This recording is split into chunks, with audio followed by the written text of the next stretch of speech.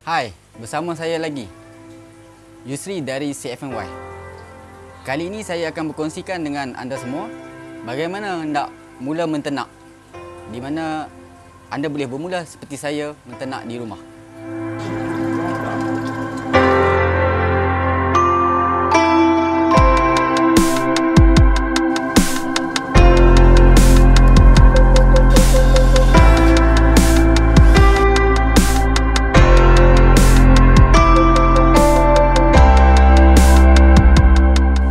Terima kasih atas sokongan dan support anda semua.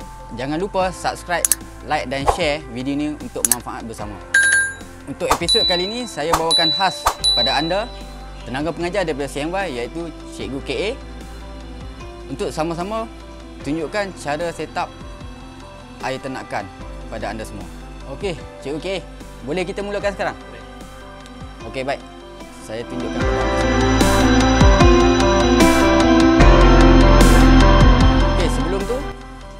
Saya ingin introduce sikit peralatan yang perlu ada untuk permulaan menternak.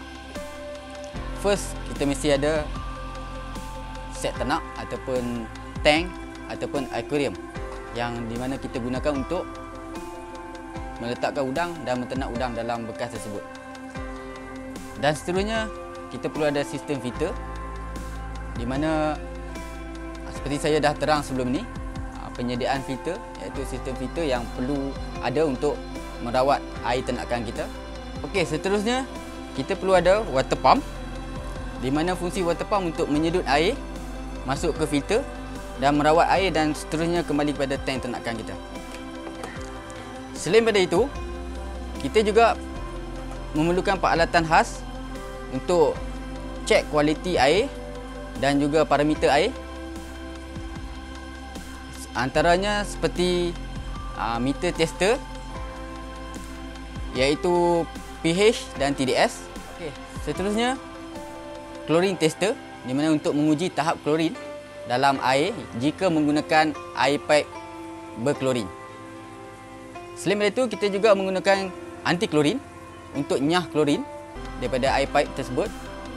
Dan yang terakhir adalah EM, iaitu sebagai starter bakteria, di mana berfungsi untuk merawat air kita menjadi bersih dan cantik.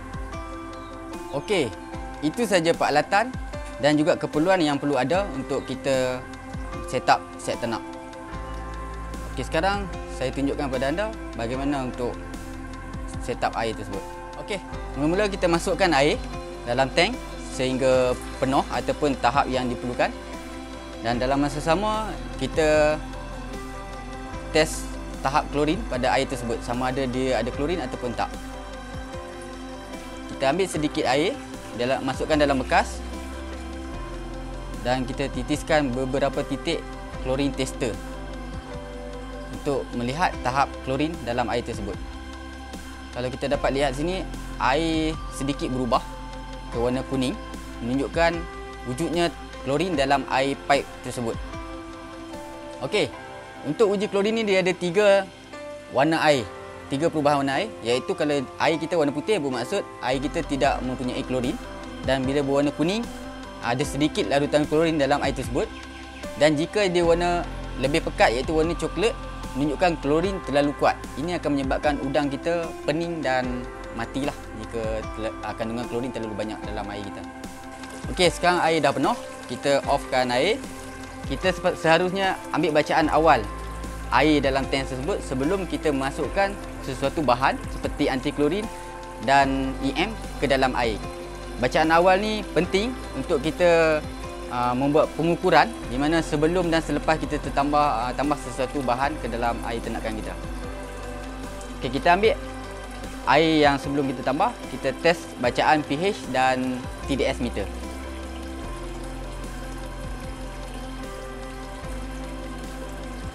Okey, bacaan normal untuk air pipe sekitar Selangor. Biasanya pH lebih kurang 7 ke 8 dan TDS 40 hingga 80 ppm.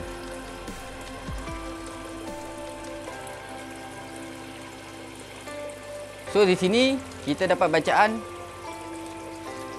pH lebih kurang 7.15 dan TDS 46 ppm. Okey, ini bacaan sebelum kita masukkan anti klorin dan starter bakteria iaitu EM. Okey, kita tuang anti klorin dalam tank, biar dia run dalam lebih kurang 5 minit. Lepas tu kita akan cek balik tahap klorin dengan menggunakan klorin tester. Okey, bila air kita dah bebas klorin, so kita boleh masukkan starter bakteria iaitu EM dengan sukatan 1 liter air bersamaan 1 ml EM. Okey.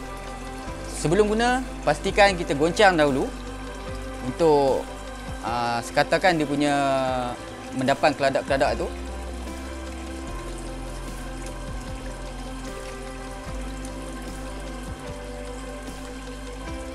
Seterusnya kita tuang mengikut sukatan dan kita boleh tuang ke dalam tank ternakan kita ataupun kita boleh tuang dalam sistem filter kita.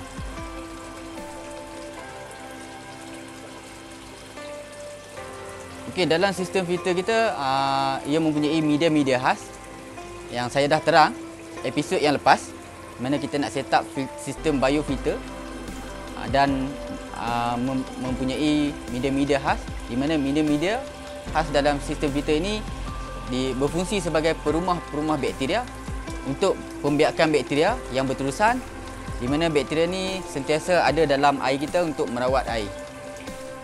Okey, setelah kita letak EM tadi dan kita dah pastikan air running selama lebih kurang 1 ke 2 jam. So kita perlu ambil sedikit peliti air untuk kita cek parameter air ni. So seperti Cikgu Yusri terang tadi, kita ada 2 meter lah. So meter pH dan TDS. So setelah kita ambil ni, kita akan cek parameter air. So first kita akan cek pH. So kita akan just letak meter ni kat sini. So yang kedua, kita akan untuk cek TDS. So kita letak TDS meter bersama dengan pH meter. Kita akan dapat bacaan di meter ni. So untuk sekarang ni, untuk bacaan parameter air kita untuk TDS adalah sebanyak 174. So untuk pH kita dapat 7.5. So ini adalah bacaan untuk tank kita. So seperti yang kita belajar untuk bacaan standard yang diajar oleh tim CMY, untuk pH kita kontrol antara 7 ke 9 dan untuk TDS antara 200 ke 600 ppm. So pastikan anda cek dulu parameter air ni sebelum kita masukkan udang ke dalam tank kita.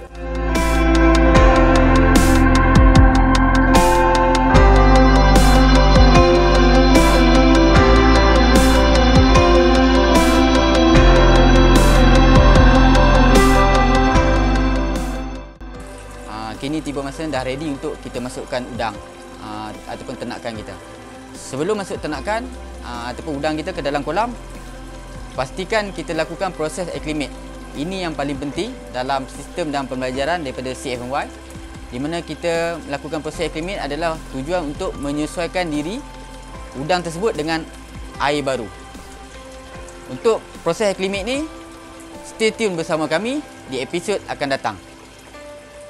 Baiklah, ini saja untuk episod kali ini. Terima kasih kerana sentiasa menonton dan support channel CFMY. Kita jumpa lagi di episod akan datang.